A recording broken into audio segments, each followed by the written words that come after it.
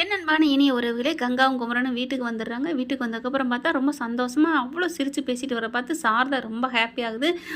இப்போவாது புத்தி வந்துச்சே என் மகளுக்கு அப்படிங்கிறாங்க. எப்படிம்மா நீ பெத்த பிள்ளைங்க தான் ஊர் உலகத்தில் சப்போர்ட் பண்ணுவாங்க, நீ மாப்பிள்ளைக்கே பண்ணுற? ஏய், யார் பக்கம் நியாயம் இருக்கா? அங்கிட்டு தாண்டி நான் பேசணும், அப்படி தாண்டி பேசணும். அதாண்டி உண்மையான மனுஷி.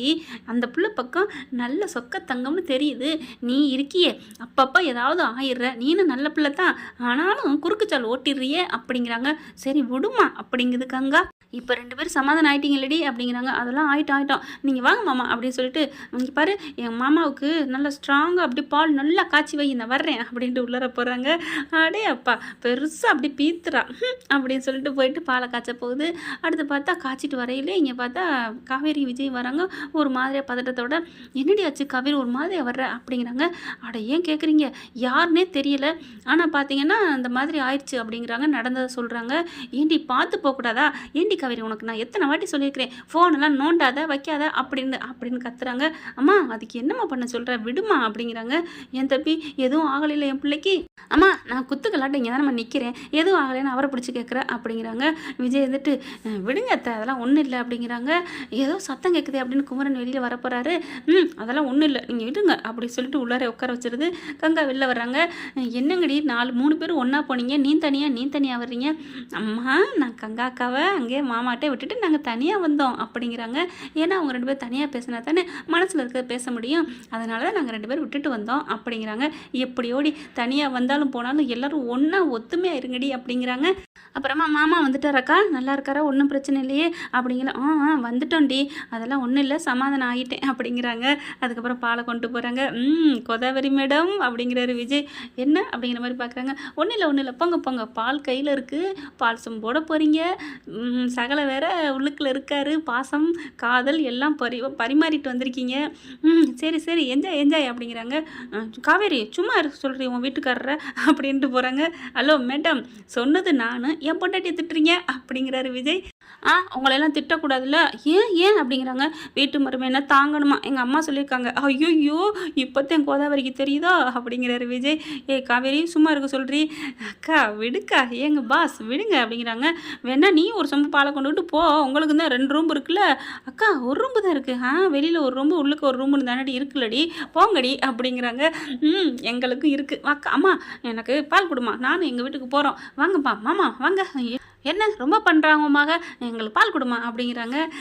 சரி விடுங்கடி அப்படிங்கிறாங்க. பார்த்தா பார்க்குறாரு, என்ன கோதாவரி பாசத்துலேயும் ஒரு சொல்லுன்னு தான் சொல்லும் போல இருக்கே, விடுங்க பாஸ் அப்படிங்கிறாங்க.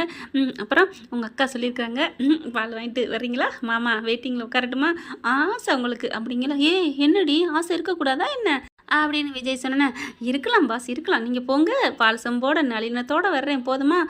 ஐயோ நளினத்தோடு வரேன்ட்டா என் மொண்டாட்டி, அதை நான் பார்க்கணுமே, அப்போ புடவை கட்டினா தானே நளினம் வரும் அப்படிங்கிறாங்க. ஏன் பாஸ், அதையும் நீங்களே கட்டி விடுங்களே, அதுக்கு தான் ரெடியாக இருப்பீங்களே அப்படின்னு சொன்னோன்னே, ஐயோ என் அழகு பொண்டாட்டின்னு நெத்தி வாடுற போகிறாரு. சாரதா வந்துடுறாங்க. ஐயோ அத்தை வந்துருச்சுன்னு ஓடிடுறாரு கொடுக்குன்னு பார்க்குறாங்க. சாரதா, உண்மையிலே நீ கொடுத்து வச்சபடி, நான் தாண்டி ரொம்ப தப்பு பண்ணிட்டேன் அப்படின்னு காவேரி பார்த்து சொல்ல. அம்மா விடுமா, அவர் அதெல்லாம் பெருசாக நினைக்கலம்மா அப்படிங்கிறாங்க. ரொம்ப தங்கமான புருஷனாக இருக்காடி, உனக்கு நல்ல மாப்பிள்ளடி. ஐயோ சே நான் விஜய் நினச்சி பூரிச்சு போகிறேன்டி, எப்படி இவ்வளோ நல்ல பிள்ளையாக வளர்த்து வச்சுருக்காங்க, இதுக்கு தாத்தா பாட்டிக்கு தாண்டி சொல்லணும் நன்றி அப்படின்னு சொல்கிறாங்க. சரிம்மா நான் தாத்தா பாட்டி வீட்டுக்கு போயிட்டு விடுங்கன்னு போயிட்டு வரேன், ஓகேவா அப்படிங்கிறாங்க. ஆமாடி, ரொம்ப நல்ல பேரனை உனக்கு உன் புருஷனை உனக்கு பெற்று கொடுத்துருக்காங்க, வளர்த்து கொடுத்துருக்காங்க, அதனால் நீ போய் பார்த்துட்டு வா, பாவம் இல்லையா அப்படிங்கிறாங்க. சரிம்மா நாங்கள் போயிட்டு வர்றோம், நீ பாலை கொடு. அடிப்பாவே என்ன விடுக்குன்னு பறிச்சுட்டு ஓடுறா, இப்போ மாப்பிள்ளையோட இவ ஜெட்டு வேகத்தில் இருப்பா போல இருக்கே, எப்படியோ நல்லா இருந்தால் சரி அப்படின்னு சொல்லல. பார்த்தா தட்டக்குன்னு கதா திறந்துட்டு வெளியில் வருது கங்கா. என்னன்னு பார்த்தா உள்ளுக்குள்ள உட்காரையில் எல்லாத்தையும் சொல்லிடுறாரு. இந்த மாதிரி கங்கா, நான் மலேசியாவுக்கு போகிறேன், வரத்துக்கு எத்தனை நாள் ஆகும்னு சொல்ல முடியாது, பெரிய ஆர்டரு, நான் நல்லா வருவேன், உன் புருஷன் நல்லா வருவேன்னு சொல்கிறாங்க. அதெல்லாம் வேணாம், கூலை கொஞ்சம் இங்கே இருந்துட்டு நம்ம இருப்போம் அப்படின்னு கங்கா சொல்கிறாங்க. நோன்றாரு. அதனால வேகமாக வெளியில் வராங்க. அம்மா இந்த நியாயத்தை கேளுமா அப்படிங்கிறாங்க. என்னடி இப்போ தானடி போகையில் சந்தோஷமாக போனேன், உள்ளுக்குள்ளே போகையில் இப்போ என்னடி அப்படிங்கிறாங்க. அம்மா இந்த மாதிரி ஒரு மலேசியா போகிறேன்னு சொல்கிறாருமா, வேணான்னு சொல்லுமா அப்படிங்கிறாங்க. என்ன தம்பி சொல்கிறீங்க, என்ன விஷயம் அப்படிங்கல, பொழப்பு அத்தை, நானும் முன்னேறி வர வேண்டாமா 4 பேரை மாதிரி அப்படிங்கிறாங்க. அப்போ தான் பார்க்குறாங்க, ஆமாடி கங்கா, உன் புருஷன் நல்லா இருக்கணும் தான் நீனும் பாடுபடுற, நீனும் நேற்று பூரா வாய்க்கிலேயே பேசுனியே, என்ன நினச்சிட்டு இருக்க அப்படிங்கல. அது இல்லைம்மா, அது வந்துமா அப்படிங்கிறாங்க. அதெல்லாம் முடியாதுமா, அவர் போகக்கூடாது, அவ்வளோதான், நான் ஏதோ தெரியாமல் பேசிவிட்டேன், அதுக்கு வேணா மன்னிப்பு கேட்குறேன், மன்னிச்சுக்கோங்க. எடுத்துக்கடி இப்படிலாம் பேசுகிற அப்படின்னு சொல்லிட்டு நிறுத்தடி அப்படிங்கிறாங்க.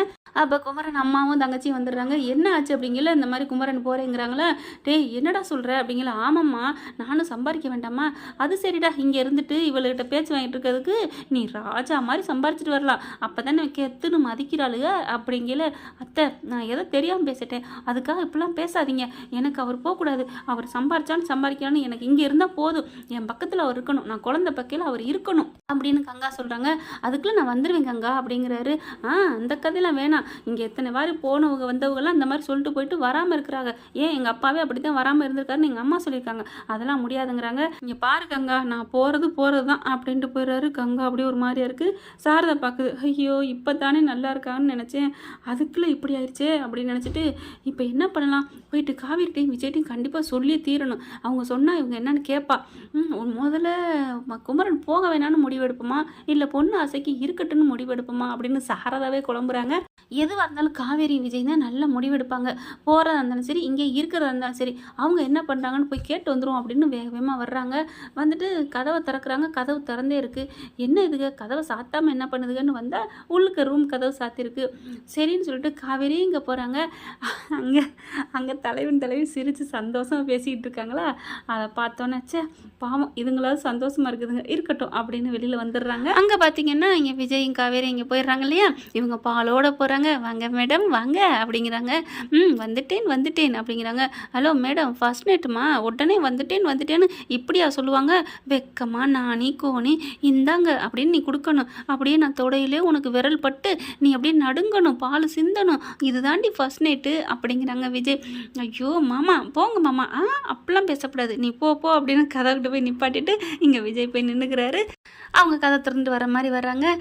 வா காவேரி அப்படின்னு வேகமாக சொல்ல, ஹலோ ரூல்ஸுங்கிறது 2 பக்கம்தான், ஏன் என்னாச்சு, நீங்களும் புதுசுனா என்ன பண்ணணும், அப்படியே வெக்கப்பட்டு தலையை குனிஞ்சுக்கிட்டு நாணி கோணி நீங்களும் தான் அங்கே உட்காந்துருக்கணும், என்னை பார்த்தோன்னே மெல்ல எந்திரிக்கணும், வாங்க அப்படின்னு ஸ்டெப் பை ஸ்டெப்பாக தான் பேசணும், டக்குன்னு வேகமாக பேசுகிறீங்க, ஓ நீங்கள் அப்படியே ஒரிஜினலாக லைவுக்கு போகிறீங்க, ஓகே மேடம் நீங்கள் அங்கே நின்றுக்கங்க, நான் இங்கே இருந்துக்கிறேன் அப்படின்னு சொல்லிட்டு மெத்தையில் உட்காந்துக்கிறாரு. அவங்க கதவை திறந்துட்டு வராங்களாம் காவேரி மேடம், அப்படியே சொம்போடு வராங்க, பால் சொம்போடு வந்துட்டு அப்படியே வராங்களா, பால் டம்ளரில் தான் கொடுத்துருக்குறாங்க, ஆனால் கொண்டுக்கிட்டு வராங்க. விஜய் பார்க்குறாங்க. நில்லு காவேரி அப்படிங்கிறாங்க. என்ன பாஸ் மறுபடியும் நிப்பாட்ட சொல்கிறீங்க, இல்லை ஃபர்ஸ்ட் நைட்டுக்கு பால் சொம்போட தானே வரணும், நீ என்ன டம்ளரோட வந்திருக்க அப்படின்னு கேட்க, அட ராமா டேய் ஓரளவுக்கு 1-2 முன்ன பண்ணி இருந்தால் அட்ஜஸ்ட் பண்ணிக்கடா, ஏண்டா மாமா என்னை நடக்க விடாதடா, எனக்கு பாப்பா வயிற்றுல இருக்குல்ல, பாப்பா இருக்குல்ல, அதை நான் மறந்துட்டேன் அப்படின்னு சொன்னோன்னே, சரிடா இனிமேல் நான் உன்னை வந்து அலக்கழிக்கல, போய் அங்கே நின்றுக்கோ அப்படிங்கிறாங்க. பார்க்குறாங்க, பரவாயில்லையே பாப்பாவை சொன்னோன்னே பயப்பில்ல அப்படியே பம்மிருச்சே அப்படின்னு சொல்லிட்டு கதவை சாத்திட்டு தாப்பா போட்டு வரணும் அப்படிங்கிறாரு. தாப்பா போடுறாங்க, அப்படியே மெல்ல ஸ்டெப் பை ஸ்டெப்பாக வராங்க. அடடா என் பொண்டாட்டி அழகா நாணி கோணி வர்றாளே அப்படின்னு சொல்லிட்டு மெல்ல வர்றாங்க. வந்த கையோடு அப்படியே பால் சொம்ப இந்தாங்க அப்படின்னு காவேரி கொடுக்க, ஐயோ என் நெஞ்சில் அப்படியே பூ பூக்குதே அப்படின்ட்டு அந்த பாலை வாங்குறாங்க. வாங்கி அங்கே வைக்கிறாங்க. உட்காருங்க, வெக்கமாக இருக்கா, பரவாயில்ல கவலைப்படாதீங்க அப்படின்னு சொல்லிட்டு காவேரி உட்கார வைக்கிறாங்க. விஜயும் அப்படியே உட்காந்துட்டு, அப்புறம் உங்கள் பேர் என்ன அப்படிங்கல நிமிந்து பார்த்து, ஏண்டா என் பேர் உனக்கு தெரியாதாடா அப்படின்னு சொல்ல போகிறாங்க. ஐயோ இப்போ நம்ம இப்படிலாம் சொன்னோம்னா ஃபர்ஸ்ட் நைட்டில் இப்படிலாமா சொல்லுவாங்க, வெக்கப்பட்டுக்கிட்டு பேரை தானே சொல்லணும், அதனால் நீ ஃபர்ஸ்ட்லேருந்தே கதவுக்கிட்ட இருந்து வா அப்படின்னு அனுப்புனாலும் அனுப்புவான், அதனால் அவனுக்கு ஏற்ற மாதிரியே சொல்லிடுவான் அப்படின்ட்டு, என் பேர் காவேரி அப்படிங்கிறாங்களா. ஓ காவேரியா, நல்ல பேர் அப்படிங்கிறாங்க. என் பேர் விஜய், அதான் எனக்கு தெரியுமேடா, என்னடா புதுசாக சொல்கிற அப்படின்னு வாய்க்கில் வருது. ஓ சாரி, ஐயோ காவேரி அடங்கடி, மறுபடியும் அப்புறம் 1 more கேட்பான் அப்படின்னு நினச்சிட்டு, ஓ நல்ல பேர் அப்படிங்கிறாங்களா. உடனே விஜய் வந்துட்டு, ஏன் என் பேர் உனக்கு தெரியாதா, என்னமோ நல்ல பேர்னு புதுசாக கேட்குற மாதிரி சொல்கிற, ஐயோ இவனே ஆரம்பிக்கிறானே அப்படின்ட்டு, பால் குடிங்க அப்படின்னு காவேரி சொல்ல வாங்கிக்கிறாங்க. அதுக்கப்புறம் விஜய் குடிஞ்சு பார்க்குறாரு காவேரியை. காவேரி மேடம் கொஞ்சம் நிமிர்ந்து பாருங்க அப்படிங்கிறாங்களா. உடனே காவேரி நிமிர்ந்து பார்த்து, போடா போடா எனக்கு நீ இதுக்கு மேலே கண்டினியூ பண்ண முடியல, வெக்கமெல்லாம் கிலோ என்னன்னு கேட்குற காவேரிட்ட வந்து போப்பா இதுக்கெல்லாம் நாட்டைக்கு வரல அப்படின்னு சொல்லிட்டு வேக வேகமாக அப்படியே ஷாலை போத்திட்டு வராங்களா. அந்த ஷாலை தூக்கி போட்டுட்டு, என்னடா பண்ண சொல்கிற அப்படின்னு சம்முன்னு ஏறி அந்த மெத்தையில் உட்காந்துக்கிட்டு காலை மடக்கிக்கிட்டு கையை ஹார்ம்ஸ் அப்படியே அடக்குறாங்க. என்ன நான் காவேரி தான், என்ன பண்ணணும்னு நினைக்கிறீங்க? இது ஃபர்ஸ்ட் நைட் தான், ஓகே நான் ரெடி அப்படிங்கிற மாதிரி பார்க்க, அடிப்பாவி என்னடி அப்படிங்கிறாங்க. அப்புறம் நான் சும்மா ஒரு அளவு தான், ஒரு பொண்ணை பிடிச்சி வராத படிப்பை வாவான்னா எப்படி வரும் அப்படின்னு சொல்லுவார் தனுஷ் சார். அது மாதிரி நான் எனக்கு வெக்கம்லாம் இல்லைப்பா, அவ்வளோதான். வெக்கம் இல்லைன்னா என்னை வேணாங்கிறீங்களா? ஐயோ வேணாமா அந்த வார்த்தையை சொல்லாத அப்படின்னு கப்புன்னு வாயை அடைக்கிறாரு விஜய். அதுக்கப்புறம் அப்படிங்கிறாங்க. அப்புறம் கையை எடுத்துடுறாரு. சாரிடா விடு விடு அப்படின்னு சொல்லிட்டு பாலை குடிச்சிக்கிறாங்க. பாலை வீணாக்க கூடாதுல்ல, இந்த நீயும் குடி அப்படின்னு சொல்லி 2 பேரும் குடிச்சிக்கிறாங்க. ரொம்ப சந்தோஷமாக இருக்குல்ல அப்படின்னு சொல்லிட்டு ரொம்ப ஹாப்பியாக இருக்குங்க. எனக்கு இப்படிப்பட்ட புருஷன் கிடப்பா நான் நினைக்கவே இல்லை அப்படின்னு சொல்லி கட்டிக்கிறாங்க. எனக்கும் தான் நீ எனக்கு பொண்டாட்டியாக வந்தது எனக்கு வரோண்டி அப்படிங்கிறாங்க. அதுக்கப்புறம் நாளைக்கு கோயிலுக்கு போமா அப்படிங்கிறாங்க. போவேண்டா, அதை விட வேறு என்ன வேலை எனக்கு, இந்த மாதிரி ஒரு புருஷன் கிடைச்சதுக்கு நிமிஷத்துக்கு நிமிஷம் நொடிக்கு நொடி நான் கோயிலுக்கு போய் வணங்கிக்கிட்டே இருக்கணும் அப்படிங்கிறாங்களா. அம்மாடி தாயே, நிமிஷத்துக்கு நிமிஷம் நொடிக்கு நொடி அங்கே போனீங்கன்னா அந்த கோயிலில் இருக்க சாமியவே நீ தரிசிச்சுக்கிட்டு இருந்தீங்கன்னா இந்த சாமியை நீ எப்போ பார்க்குறது? அந்த சாமியோட இந்த சாமியோட தான் அந்த சாமியையும் தரிசிக்க போகிறேன் போதுமா அப்படின்னு மூக்க பிடிச்சிக்கிட்டுறாங்க. அப்படின்னு சொல்லிட்டு அப்படியே இறுக்கிய கட்டி அணைச்சிக்கிறாங்க. அடுத்து விடிஞ்சு பார்த்தீங்கன்னா கோயிலுக்கு போகலான்னு இருக்கையில் இங்கே வீட்டில் எல்லோரும் சோகமாக மூஞ்சி தூக்கிட்டு இருக்காங்க. என்ன காட்சி என்ன அப்படிங்கிறாங்க. இந்த மாதிரி நடந்தா சொல்கிறாங்க. எக்கா சந்தோஷங்க்கா கை கொடுக்கா அப்படின்னு காவேரி சொல்ல, என்னடி சொல்கிற? அட ஆமாக்கா, உன் குழந்தை பிறக்கையில் நீ நல்ல ஒரு பணக்காரத்துக்கு பிள்ளையாக பிறக்க போகிறான் அப்படின்னு சொன்னேன். என்னடி சொல்கிற? ஆமாக்கா, அந்த மலேசியாலாம் ஆர்டர் பிடிச்சா அப்புறம் அங்கேயே கடை தொடங்கலாம், இங்கேயும் தொடங்கலாம், 2 இடத்துல அவருக்கு கிளைகள் இருக்கும். அதுக்கப்புறம் பார்த்தீங்கன்னா பிஸ்னஸ் மேன் அப்படின்னு பெரிய லெவலுக்கு பட்டம் கொடுக்குற அளவுக்கு வந்துடுவார். சிறந்த பிஸ்னஸ் மேன். ஏன்னா மாமாவோட கைத்திறமை உனக்கு தெரியாதாக்கா என்ன? அப்புறம் நீ என்னென்ன ஆசைப்பட்டியோ அந்த மாதிரி நீ கோட்டீஸ்வரி ஆவக்கா அப்படிங்கிறாங்க.